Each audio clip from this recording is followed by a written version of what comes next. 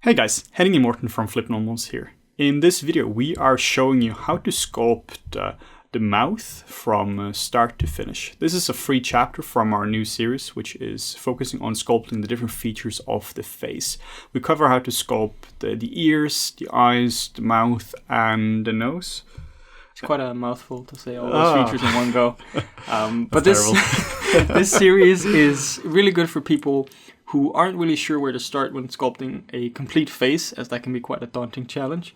So this really takes you through our methodology of how to sculpt the different features, so sort of to get you ready to assemble it all and sculpting a full face later. If you're looking at how to sculpt, for instance, an ear or an eye, or whatever it might be, there is so much variation in detail in what you're looking at. So we are, for every single feature, like the eye, we will be starting off with theory. A few minutes to a 10 minutes part, which covers just a theory. What should you look for? What is the caruncula? What are the various features? The apicanthal fold, all the various ones, just so that you know what to look for. And then once you're sculpting them, we're going to be referring back to them later on, just so you have a lot of entries in your head. So hopefully this is going to expand your knowledge of the various pieces, the various plane changes for all these, and how to get you ready for sculpting all these specific features. So enjoy this free chapter and have fun with the mouth. All right, let's focus on the mouth. We're starting off kind of like we did for the eyes as well, where we're blocking out the overall volume for it. You got to think that this here has like a barrel shape because there is you have teeth behind it. It's always like it's always the way we're referring to it. We call it the barrel of the mouth because it's just like you just have a barrel that's like a volume on top of the skull there. So this is the same thing in the way I would block it out as well. This is something we've done for a long time and it works really, really well. You just if you add the volume before adding the lips, it just helps you settle the lips in the face a little better, in my opinion. And it can also, it's a good way to sort of, depending on what reference you're using and what model you're trying to do, it can help you with that. If it's an African face, then you would have a much more pronounced barrel than like a Caucasian or an Asian face. That'd be more recessed.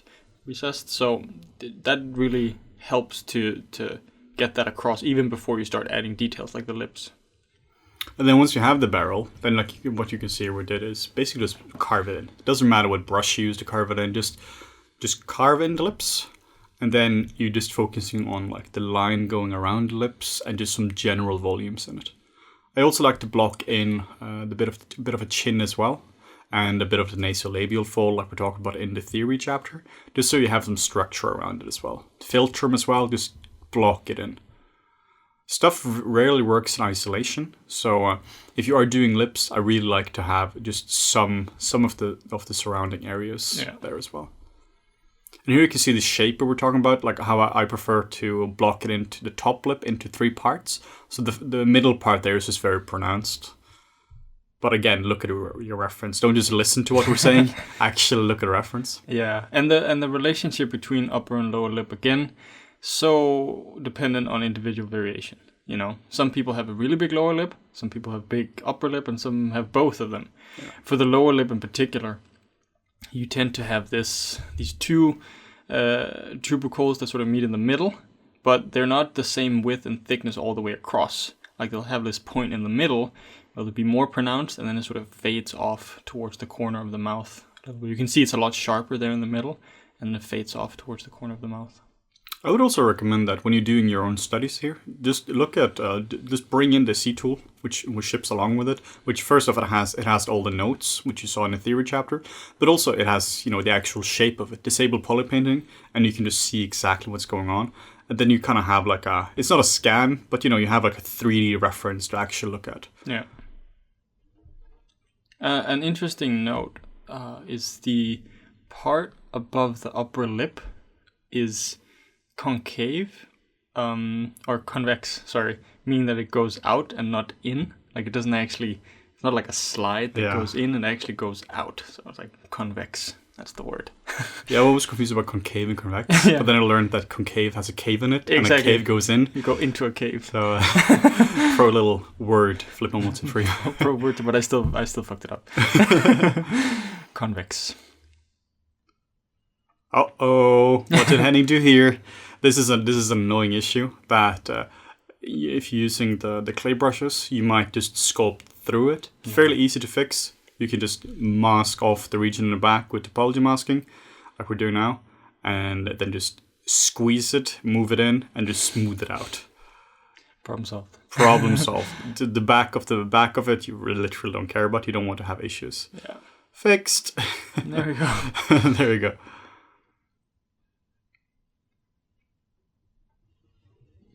There's so many, and I think in terms of just the story of your character, so much of that also comes through the mouth, because we were talking about you want a more female looking mouth, then you may want to make them more sort of like luscious lips. If it's a more villain type of character, then really minimize how much volume is in the lips and stuff. So you would have to think about the story of your character in order to like figure out what kind of lips you want. And also, what kind of lips is really like one the ways you can express in your face. Like you can't emote through your ears or your forehead or like the back of the head or something. But two of the main parts you actually emoting through, just making facial expressions and telling your emotions would be the mouth and your eyes. Yeah. If you're smiling or if you're frowning or screaming or whatever it is you're doing that through your mouth. So a mouth is incredibly expressive. So you want to make a friendly character? Make it smile. Want an evil character? Make him have an evil mouth. Yeah, and it can be super subtle things like a little bit of an asymmetrical smirk, going up or down, or one part is more recessed or something. Like very tiny changes in the mouth and the eyes really have a big impact on your character. Yeah, asymmetry I think is so important. You can do this study here 100% without symmetry. If you're doing a full character, I recommend working with symmetry. But for studies, I mean, a study like this might only take you a few hours. Yeah. So if you're talking about without symmetry, you might talk a few hours more for a study, but you're going to for sure have more life into it. Because if you just enable a symmetry at the end, that might just be a slight shape change where one part is a bit higher up. But if you sculpt it without symmetry in its entirety, then you have organic asymmetry in the entire thing. Like fundamentally, it's not symmetrical. The way I like to think about the lower lip here is this gender difference. For men, I like to make it more square. Like I make parts of it so it goes down and it's kind of like a box that sits in the face. And for women, I tend to make it a rounder shape just because it's more soft. So here you can see, and he's making it more square as well. Like you have that, like the lip is kind of divided. So you have the actual lip part where the tubercles are, and that extends all the way out to the corner of the mouth, even though there's not a lot of volume there. And notice in the corner of the mouth as well how deep it actually goes in. Yeah. It's not just a little dimple, like it actually goes quite deep in, which is something we're going to accentuate a bit later on as well. Get the nasolabial fold in there. I know we're missing a nose. It looks a bit weird, but get it in there just because it's a huge part of it. It just frames the mouth more. And like we talked about in the anatomy lecture for the mouth, the skin and fat underneath the lower lip, has so much individual variation as well, especially between genders and also between races. That's a very, very distinct sort of... And your age. And your age as well, your fat percentage. And everything. Yeah, you actually have a lot of fat there. You get this really interesting build-up on more heavy-set people. The way I like to think about these studies here compared to doing like what we did in our last video, which was our last premium series, which is sculpting the whole face.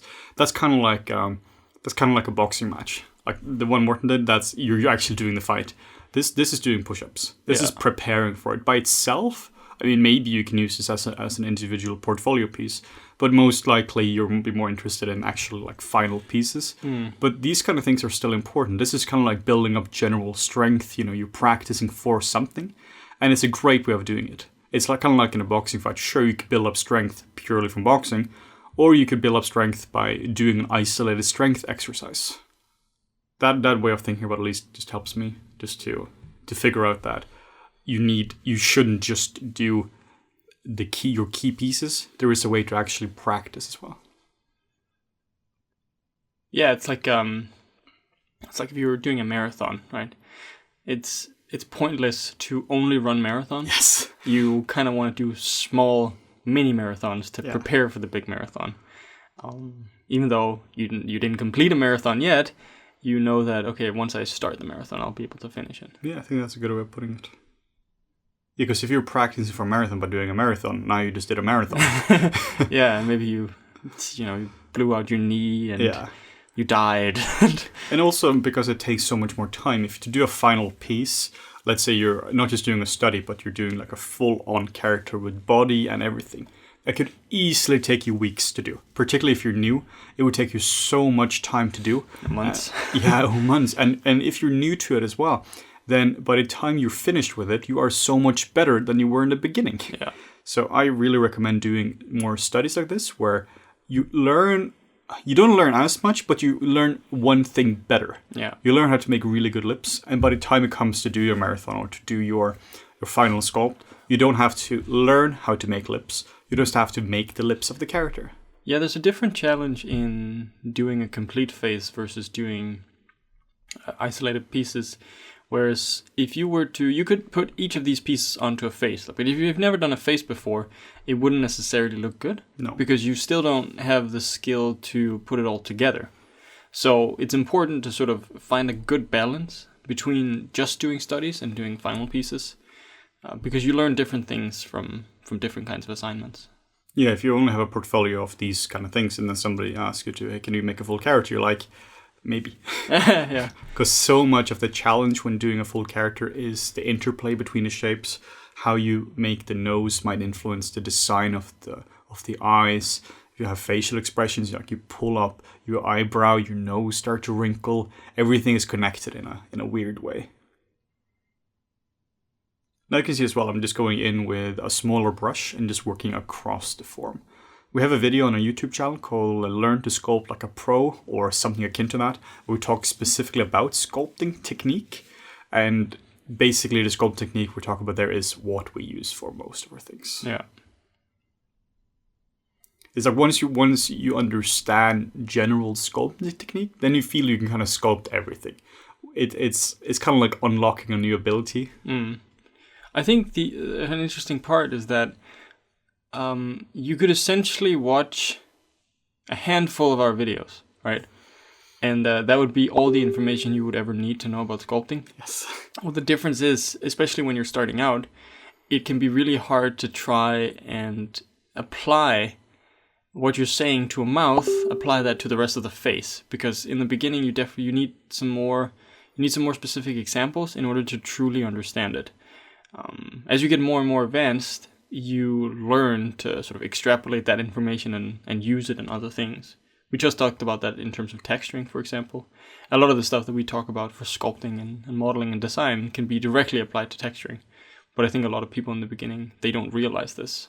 Yeah, if we're saying that, like sculpting a mouth is like texturing a house, people are like, what the hell are these guys talking about? But once you've been texturing for a little bit and you understand the overall approach for everything in art is general to specific, learn the fundamentals. And, there are some universal truths here, but you kind of got to know them to understand it. I was speaking to a friend of mine recently who was trying to write his own movie, and the way his approach there, I can learn from his approach at writing and directing and become a better sculptor from that. Because the way you're making a universe and whatever could also be the same way you're making a character design. But if you tell somebody who's brand new to that, they're going to be like, what the hell are you talking about? They're clearly different things, but like, look, they're the same. But they're not. One is texturing a house, another one is sculpting a mouth. Yeah. So, like Morten said, a lot of the stuff we're talking about could be distilled into 2 videos. But if you're new and you need to learn how to sculpt a mouth, you just have to see somebody sculpt a mouth. I remember that in the beginning. I was when I was starting out with 3D, I was doing a digital tutors tutorial on how to do superheroes, I remember. Ooh, exciting. And I all I wanted was like see the complete character process but they didn't. They showed me like the essentials and what to do, and because I was just starting out, I didn't know what any of it meant. What I thought I needed was I need to see a guy do a superhero from beginning to end, then I will know how to do a superhero. But that's just not how it works. No, it's like if how to write a book, and you were to see Stephen King write the book, be like, all right, that just showed me how Stephen King writes a book. Yeah, exactly. There's so many more fundamentals you have to know. It's again going back to like a marathon thing. If you were to just be like, okay, how do you do a marathon? And you just see some marathon runner running a marathon, you're like, cool, that taught me nothing. Yeah. Because you have to experience it on your own body. Yeah, it's kind of like, how do you prep your own body to do a marathon? Yeah. Because otherwise, you don't have the strength, you don't have the physical capacity to do it yourself yet.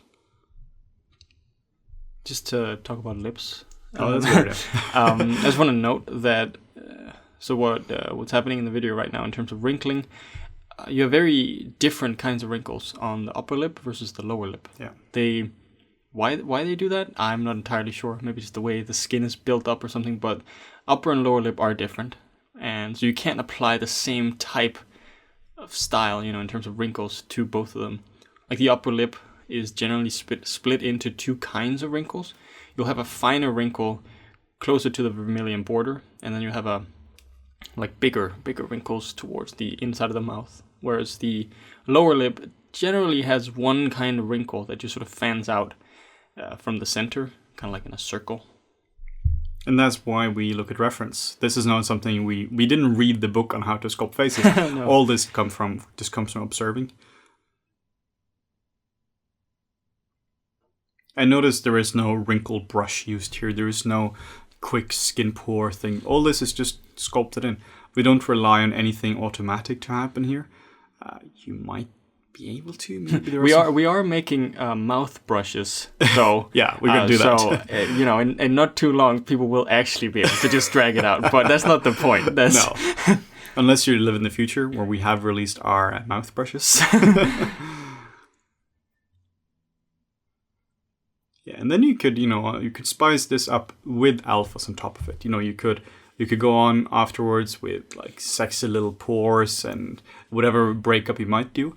But we can guarantee you, the later you do that, the better it's gonna be. Yeah. Because then you just get smaller and smaller frequency which you're sculpting, and you reach a point where you can't sculpt that frequency, or you can, but it's just inconceivably time consuming. I really enjoy sculpting these like old man wrinkles as well, because there's so much weight in them. There's so much interest, asymmetry. And like we said with the eye as well, remember there is gravity in it. If you're sculpting lips like this, skin is going to droop down. Might not be flapping in the air or whatnot, because that would be quite funny. But it respects gravity. Everything respects gravity. Except for black holes. Yes. I think. Unless you're sculpting a black hole, I don't even know. Yeah, who knows? When it comes to black holes, I go, let's let somebody else deal with that. A fun fact, which I think we've mentioned before, is lips don't sweat. Yeah, that's weird. I think it's one of the only parts of your body that don't produce sweat, because there are no sweat glands. So that's also why you often see cracked lips. And because the mouth can't moisturize itself, basically. Especially on bigger lips, that becomes more apparent. Yeah, this guy here, he's a bit of trouble. Yeah, he's lived in the cold winter mountains of Norway somewhere. Yeah, definitely. He's been out in -10 and he just had a shower. Yeah. Don't do that. Do you know in Antarctica it gets to -60? Yeah, it's pretty crazy. That's intense. Yeah. So that'd be bad for your lips. Yeah. Don't live there with the penguins.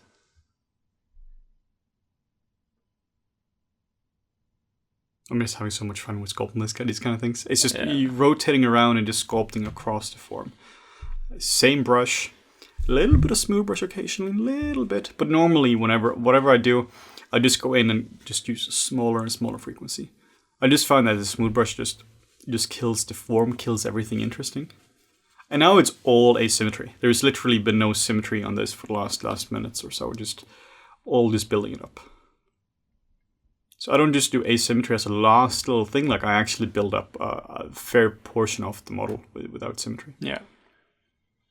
The way I like to think about it is that I want to get my overall form down with symmetry on, just because that's the hard part. And that's what takes the longest. Yeah. Once you get into this kind of detailing, you should have gone away from symmetry a while ago. But then at this point as well, then you can go back with asymmetry and adjust the expression. Like we talked about, give it a little smirk. Is it looking sad? Is it lopsided a little bit here and there? Yeah.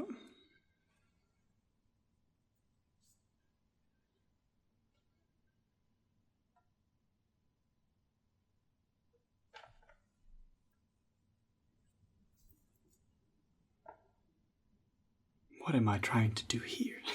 It was just looking a bit too... it does look funny without the nose, right? Yeah. You know, it's like it's missing something. Yeah.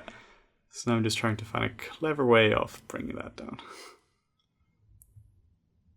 Clever enough. Yeah, clever enough. What you can also do at the very end to make it feel more sculptural, which is a total hack, is to go over with the clay brushes and just kill the borders. Instead of it looking perfect, you just make some brush strokes. Yeah. I used to do that for all my sculpts, kind of like this. And then be like, whoa, your sculpting technique is so advanced, how do you do it? And I showed it to them, and they're like, oh. You used just regular brushes, and there wasn't some like super rough, fancy trick. It was just go in and screw them up afterwards. That's what people want. Yes. People want that magical brush that can do everything. Doesn't exist. Yet. You get an AI brush in ZBrush. We all lose our jobs.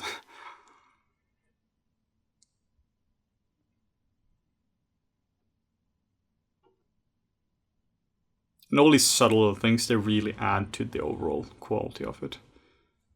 It's one of these you can't necessarily see all of them, but you can feel them if you have enough of them. Yeah, but also what's important here is to think about the difference in terms of detail. Like, not everywhere is detailed to the same degree. You know, not everything has the same amount of fine details. You kind of want to try and art direct that, no matter which feature you're trying to sculpt, whether it's the eyes, nose, or mouth, ears. If you have the same level of detail, like fine level of detail everywhere, then it's going to be hard for your viewer to know where to look. Like, you wouldn't, these tiny, tiny wrinkles, tiny imperfections on the lips here, you wouldn't want to put those everywhere because you don't want to draw too much attention to other places on the face per se. Yeah, I tend to put more details where I want the viewer to look. Just like you said, just really art directed, really focus the viewer. So if I put all this around the nasolabial fold, you'd be like, what on earth is going on? Or you could do it if you are deliberate about it as a composition. But most likely you don't care too much about that right now. You're not making an art piece, you're doing a study. Yeah, exactly. Whenever it comes to old people as well, I really just prefer just to do a lot low frequency or mid frequency breakup, like on his chin here. Just really just mess that up. Really just give it a nice and broken feel. But not just random features, but stuff which supports the underlying bone structure, kind of what we're doing now.